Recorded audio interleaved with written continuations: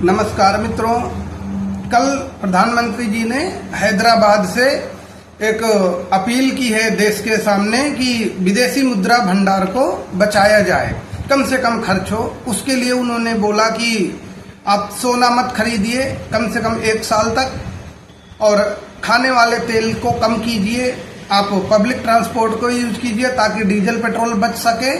तो ये जो चीजें उन्होंने बोली और विदेश यात्रा को लेकर बचने की सलाह दी, तो ज्यादातर इसके कई वैश्विक मायने हैं, क्योंकि जो आने वाला संकट है इसको प्रधानमंत्री जी ने पहले ही पहचान लिया है, इस वैश्विक संकट को भांप लिया है। क्योंकि मिडिल ईस्ट के कारण जो संकट उत्पन्न हो रहा है उसमें जो भारत से जाकर लोग गल्फ कंट्री में काम करते थे उनके लिए भी एक संकट उत्पन्न हो रहा है, क्योंकि वहां जो तेल कंपनियां थी जिसके लिए वहां पे लोग मजदूर जाते थे गैस कंपनियों में काम करने, ज्यादातर दुबई वगैरह, तो अब वो सेफ भी नहीं है। और वहां पे ये जब उनका प्रोडक्शन रुक गया तो वहां रहना भी खर्चा भारी है, क्योंकि आमदनी नहीं हो रही तो आप काम कैसे करोगे, ये एक संकट है। और दूसरा, इसलिए वो भी देश जाने से रोक रहे हैं, और जो टूरिस्ट वीजा पे जाते हैं घूमने उनको भी रोक रहे हैं। कारण क्योंकि जो लोग विदेश जाते हैं वो हमारा विदेशी मुद्रा भंडार को ही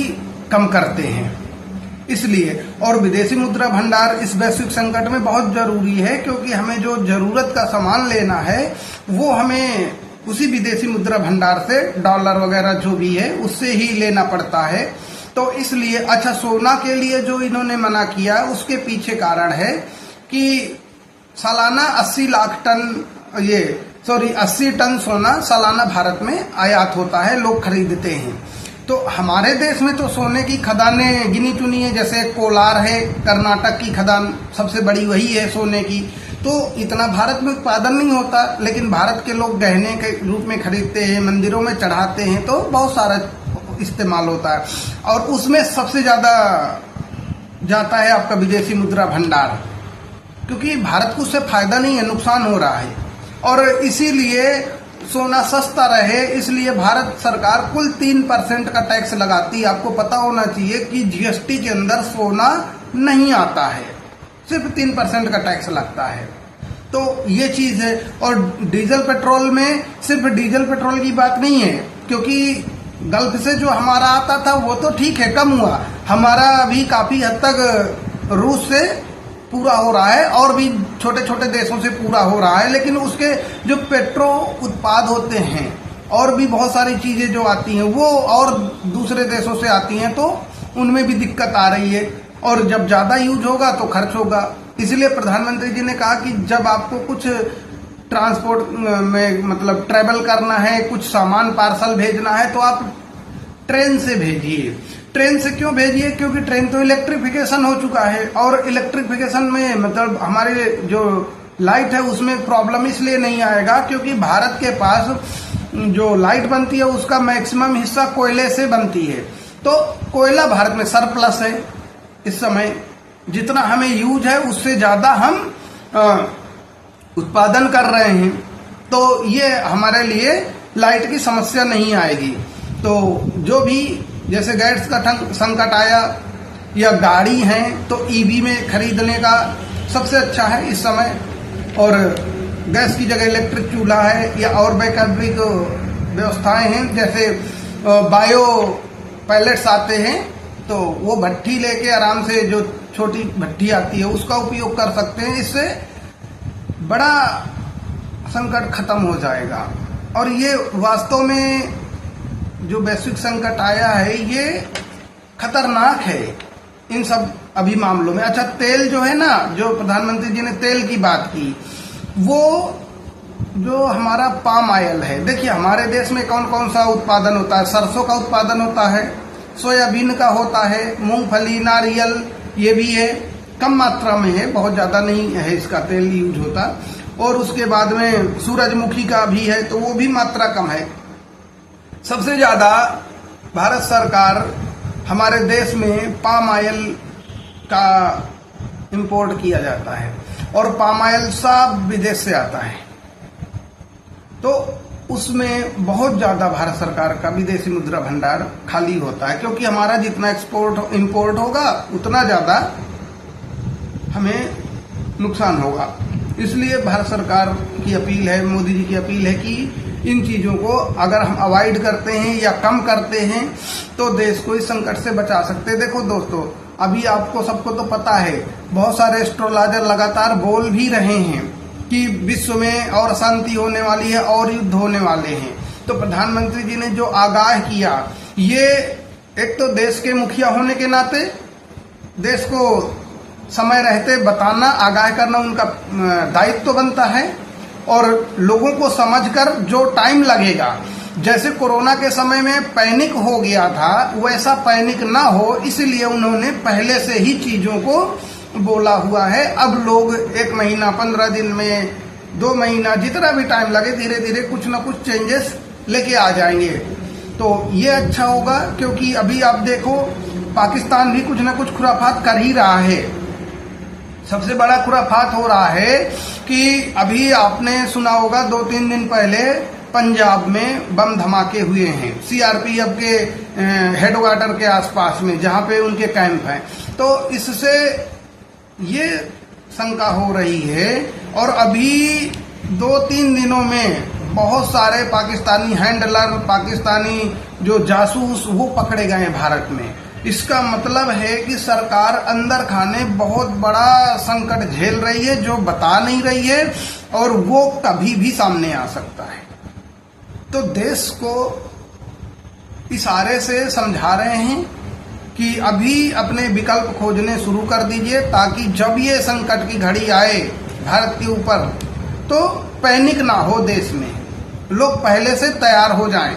वर्क फ्रॉम होम की जो बात कही उन्होंने इसीलिए कही कि जितने कारपोरेट कल्चर हैं, जितने सर्विस सेक्टर्स हैं, जो कंप्यूटर में काम करते हैं, वो सब वर्क फ्रॉम होम हो जाए। जहां लोगों का आवाजाही नहीं है वो उन जगहों में, जो पब्लिक के लिए होंगे सेक्टर, वहां तो मान लीजिए वर्क फ्रॉम होम नहीं हो सकता, जैसे सरकारी विभाग होते हैं, लेकिन बहुत से हो सकते हैं। तो ये सरकार जो कर रही है सबके भले के लिए कर रही है। हाँ, कुछ लोग आएंगे विरोध करने, पता है, कर भी रहे हैं, कल से लगे हैं राहुल गांधी जैसे लोग कि देश संभाल नहीं पा रहे प्रधानमंत्री। अब ऐसे लोगों का तो कोई इलाज नहीं है ना, क्योंकि संकट तो भारत लेके नहीं आया। तो इसलिए किसी अफवाह में ना पड़ के थोड़ा समझने की कोशिश कीजिए। एक संकट आया था देश में, आपको पता है, कोरोना से पहले जब लाल बहादुर शास्त्री जी प्रधानमंत्री थे, पाकिस्तान के साथ युद्ध हुआ था, तो हमारे देश में अनाज की कमी हो गई थी। तब उन्होंने कहा था कि 1 टाइम खाना खाइए, तो लोगों ने उनकी बात मानी और देशवासियों ने 1 टाइम खाना खाया कई महीनों तक। तो ऐसे जब देश के सामने अचानक संकट आता है, जो देश के अंदर से नहीं होता, बाहर से होता है, परिस्थितियां बिगड़ती हैं, तो सोचना पड़ता है। और देश के बारे में आप नहीं सोचेंगे तो कौन सोचेगा, हम नहीं सोचेंगे तो कौन सोचेगा। अगर मान लीजिए संकट आके खड़ा हो गया सामने, युद्ध ही छिड़ गया, मान लीजिए जिस प्रकार से पाकिस्तान इस समय हरकतें अपनी कर रहा है, तो क्या होगा? तब अचानक कोरोना की तरह स्थिति बनेगी। तो अभी से कंट्रोल जब करेंगे तब होगा। अच्छा, अभी देखिए शादी ब्याह का सीजन भी चल रहा है, और प्रधानमंत्री जी ने जो ये जाके साउथ में बोला, सोने की बात खासकर, तो साउथ वाले सोना और ज्यादा खरीदते हैं नॉर्थ वालों से, क्योंकि वहां सोना का बहुत ज्यादा कल्चर है। तो एक तरीके से उनके लिए भी एक संदेश हो गया, और पूरे देश के लिए तो संदेश था ही था कि जो भी शादी ब्याह हो रहे हैं, मत खरीदो सोना, पुराना है उसका इस्तेमाल कर लो, नहीं तो मत करो। वैकल्पिक ऑप्शन 1 साल के बाद खरीद लेना, जब स्थिति परिस्थिति ठीक हो जाए, 2-4 साल बाद खरीद लेना, है ना। तो चीजों को समझना ही पड़ेगा, नहीं समझेंगे तो फिर परिस्थिति समझाएगी।